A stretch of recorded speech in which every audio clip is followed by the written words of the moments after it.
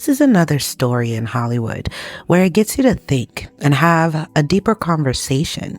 And today's conversation is really about when beauty is not a privilege and how a lot of beautiful women, especially in Hollywood, are gaslighted to believe that, stop complaining, you're lucky, everyone wants you. But Sheridan really went through it, and I wouldn't want to trade places with her, not one bit. And by the time we're done with this story, you're not going to want to trade places with her either.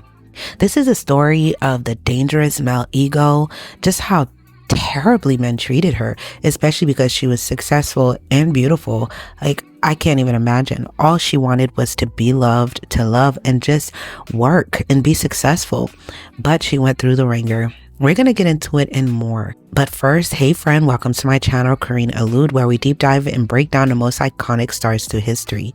If you're not yet subscribed, please be sure to do so. And if you're already subscribed, please turn on your notification bell so you never miss an upload. Now, without further ado, let's get into this video. This story, because it's a little dark and gloomy, I do want to start off on a more positive note before we get into her childhood, her career, and just the toxic culture of Hollywood that she was in. I do want to start with her beauty secrets because she was known as the oomph girl. Okay, we're going to talk about what the oomph girl meant, but she was known specifically for her beauty in Hollywood. So let's talk about her beauty secrets just a little bit to start off on a lighter note. In an article from Lydia Lane from 1951, she was asked about her diet. Like, how does she keep her figure? She says, "I'm a meat and potato girl." When I asked if she really, this is Lydia Lane talking, she said, when I asked if she really meant potatoes, she said yes, and bread too, plenty of it. I couldn't live without it. And then Lydia Lane asked her, doesn't that make you gain weight? She's like, yeah, that's been my problem for years, trying to gain weight. Anne answered, and you're probably like, oh, girl, you're so lucky, whatever.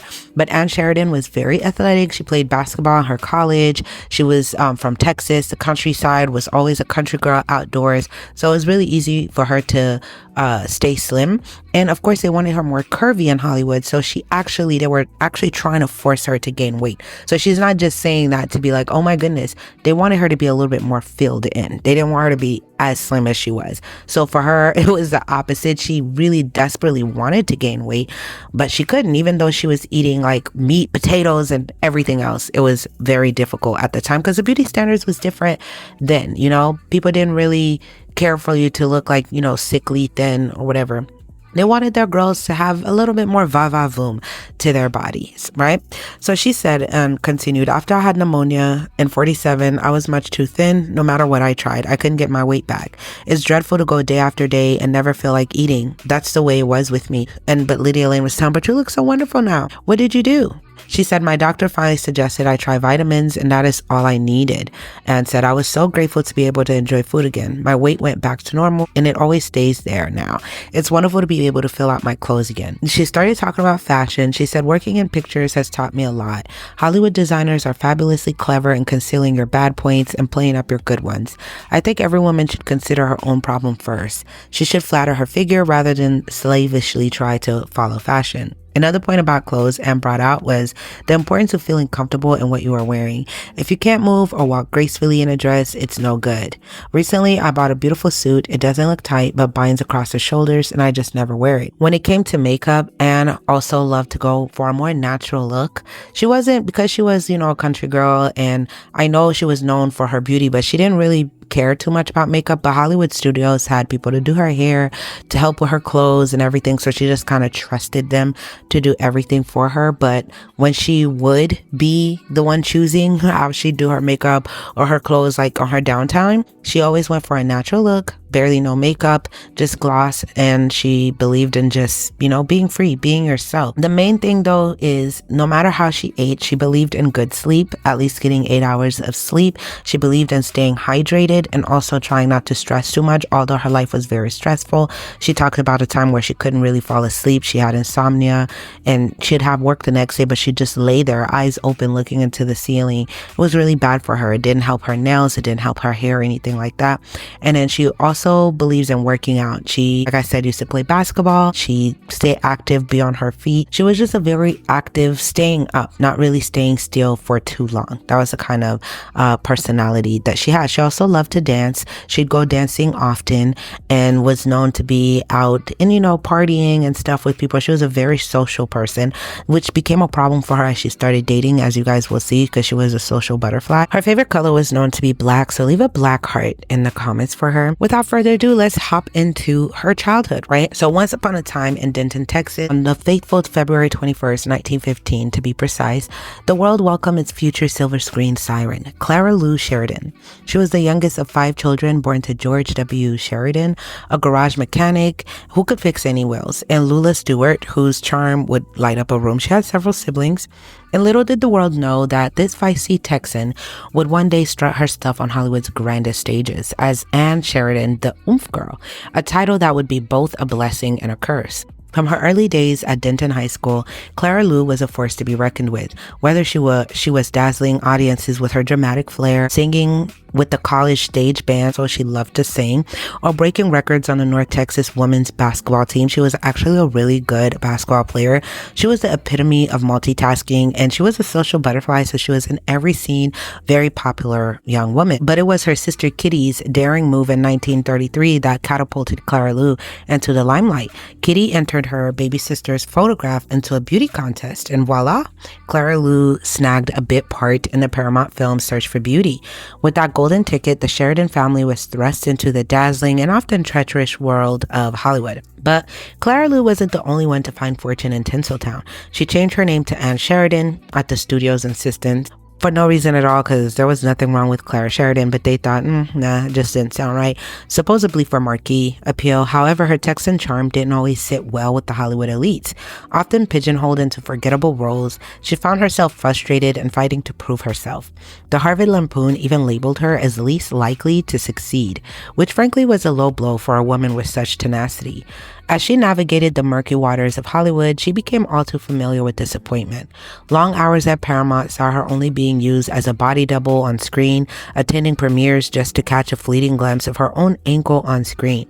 And just when she thought it couldn't get any worse, the notorious Cecil B. DeMille publicly mocked her accent during the filming of The Crusades, forcing her to repeat a single line until her cheeks burned with embarrassment. He had everyone standing around, cast and crew, just so they can hear her accent repeating the line.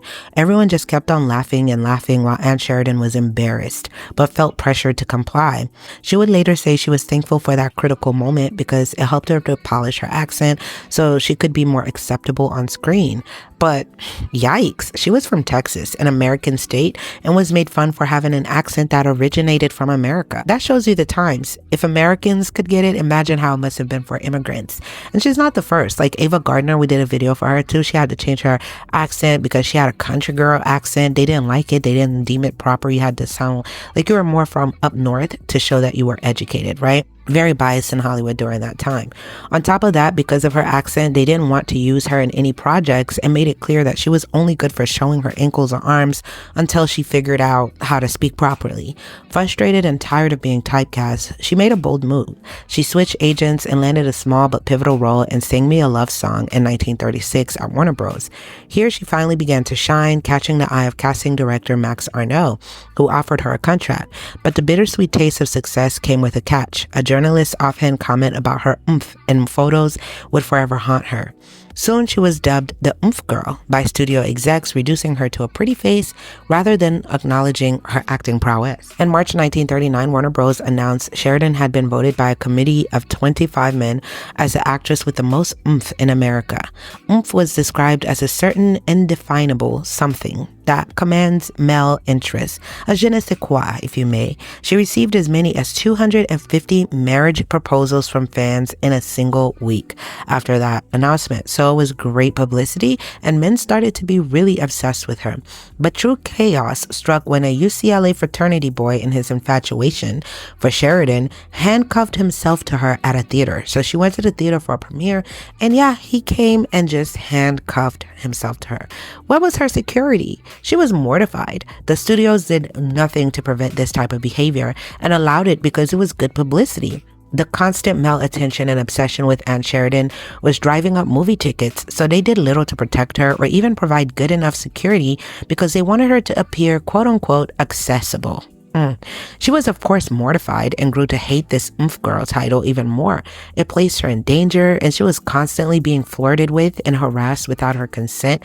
And the studio lots, she was being treated, like any woman that would be treated that's gorgeous in the studio lot, like a piece of meat thrown in the water to hungry sharks. That's how it was. And if you look at Ann Sheridan, as she began to age, her eyes got sadder and sadder. You can see by the end of her life just how sad her eyes were and the toll the industry took on her. As I was finding pictures for, this video, I noticed that. I was like, the more and more you look at her, the older she gets, the sadder her eyes really got. And I saw the light leave her eyes. Even when she was smiling, her eyes lost its glow and it would not smile back.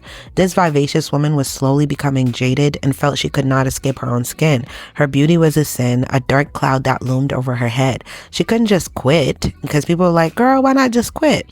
She was too well known by then and would be harassed regardless, now forever, and needed the funds to secure herself. What a sad reality. It's kind of like I always say, like, if Beyonce quit music and everything today, does that stop people from recognizing her as the Beyonce? If she goes in the streets, would they not still recognize her? Would she still not need security, etc.?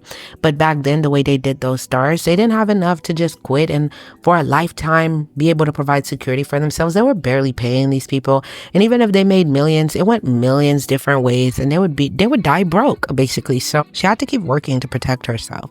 Very sad. Despite the struggles, Anne had her moments of glory, including her role in King's Row in 1942 opposite a young Ronald Reagan. And yes, I'm going to do a video on Ronald Reagan, who was an actor too, but this was long before he'd ever set foot in a political arena. And they played several movies together as love interests. And there was little rumors that maybe something could have went on in there, but of course, neither spoke on this. Yet even this triumph came with its scandals, a storyline rife with controversial themes that sparked chatter among Hollywood elites. Amidst the glamour, Anne's search for true love proved to be a rocky road. She married fellow actor Edward Norris during the Great Depression, only to find herself divorced a year later, with Norris calling their union a mistake. The issue is that Norris was not working while they were married, and he was a macho man who believed men should be the sole providers.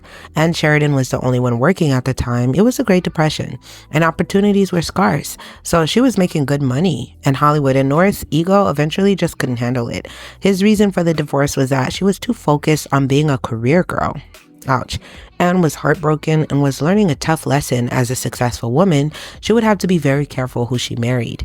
Anne tried her luck again with George Brent. This relationship was supposed to be a publicity stunt that lasted too long.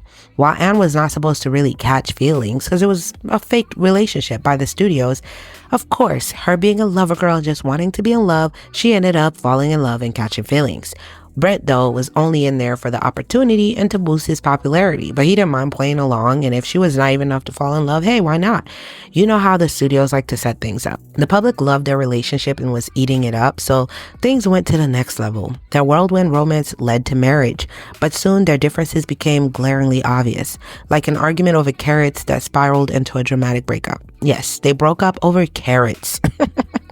Brent also complained that she was too focused on having a career instead of being married, and he was not getting any more callbacks from Hollywood, and of course was envious that his woman was getting all this shine.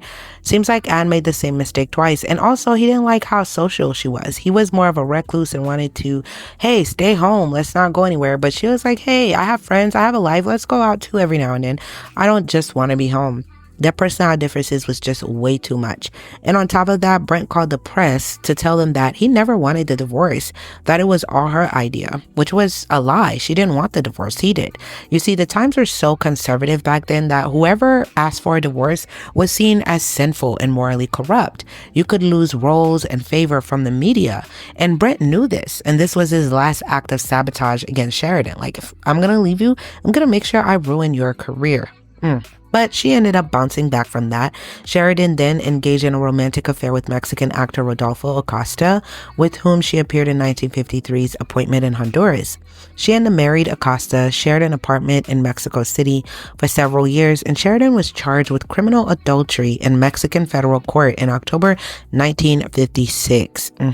Following an accusation by Acosta's wife, Janine Cohen Acosta, Mexican authorities issued a warrant for Sheridan's arrest, but nothing came of the criminal charges, and they did eventually end the relationship soon after. Love, it seemed, was a cruel mistress, while Anne found fleeting romances with various Hollywood heartthrobs. None ever filled the void she was desperately trying to fill. And 90% of them, these relationships, were set up by the studios for publicity, but she found a glimmer of hope with film publicist Steve Hannigan. Their love was sincere, crossing state lines, but the pressure of distance and a priest's advice against marriage led to yet another heartbreak. She actually ended up leaving the Catholic Church because they would not approve of her marrying Steve. After their split, he left her a considerable sum in his will when he passed, which was $3 million, a testament to the genuine affection he held for her.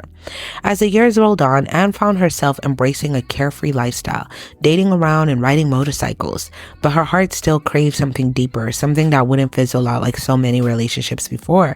In her quest for artistic integrity, she faced contract disputes with RKO and even a lawsuit against Howard Hughes, winning a settlement that bolstered her resolve. In the end, she bought herself out of her contract with Warner Bros., hoping for better roles, but Hollywood had turned its back on her. She committed the unpardonable sin of aging.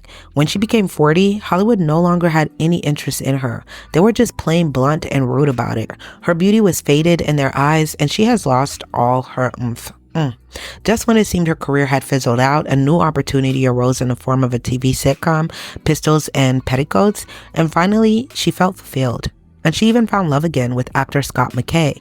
Their relationship was genuine, but as her health began to decline, the fairy tale took a tragic turn. Anne married Scott during the midst of her illness, determined to live life to the fullest. Her health worsened, and on January 21st, 1967, Anne Sheridan passed away just shy of her 52nd birthday. That is so young, leaving behind a legacy that surprised even her closest loved ones. Her death sent shockwaves through Hollywood, revealing the hidden battle she had fought against esophageal cancer. Anne Sheridan's legacy, however, is far from diminished, with a filmography boasting 75 credits. She remained a captivating figure whose story is as rich and tumultuous as the roles she portrayed. When reflecting on her career, she once quipped, saying, "There's no position, really. It'll be just one of those things that's written off, for heaven's sake." But the impact she made in the industry is undeniable, a true testament to the spirit of a woman who dared to dream amidst the glitz, glamour, and scandal of Hollywood. So she didn't even think that her career would be remembered. Like right now, she'd be like, nobody's going to remember me when I'm gone. It's going to be written off. Even though she was in 75 films, she has 75 credits under her name. But Hollywood had destroyed her so much that she didn't even feel like she was worthy of being remembered as an icon. And for that, I asked you guys to leave some flowers for her or to leave a black heart in the comments for her. And she is still remembered. I believe also she had a twisted idea of love, which is why she just couldn't. She reminds me of Sandra Dee. If you haven't seen my Sandra Dee video, I did that video. Is just that she was gaslighted so much by Hollywood and the media and stuff, and just treated like a piece of meat by these execs that were married or that were. Hollywood was just crazy. Wild, wild west back then. That I don't think she had because she wanted to be married. She wanted to have the kids, the house, the picket fence, all that. Kids, or, the picket fence, or technically the happy ending. As soon as she found her happy ending, she died shortly after. But I think she had a twisted understanding of romance and love. And because of the whole being desired so much and these men not having boundaries too in the industry that held her career in her hand, who knows what she was subjected to. And even when she went in Mexico and she had the affair, etc., this was a powerful man also whom she helped her get into positions, and she was able to start her own production company in Mexico at the time due to his help. So who knows what was the behind the scenes story of that too. And it's just in Hollywood, I try not to be as critical or as judgmental with these people because they were just truly battered, mentally battered, and even physically battered.